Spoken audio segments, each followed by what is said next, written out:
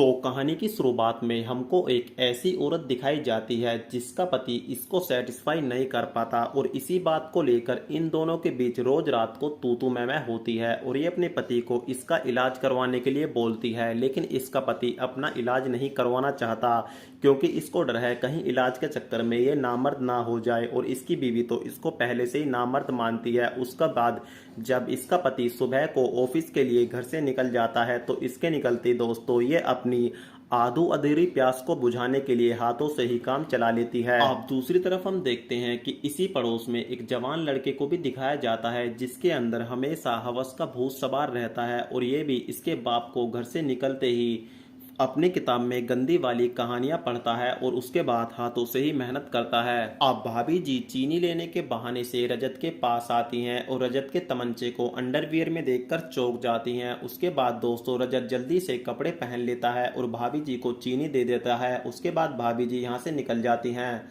और इनके निकलने के बाद अब ये भी भाभी जी के बारे में गहराई से सोचने लगता है और इस पर भी अब रुका नहीं जाता।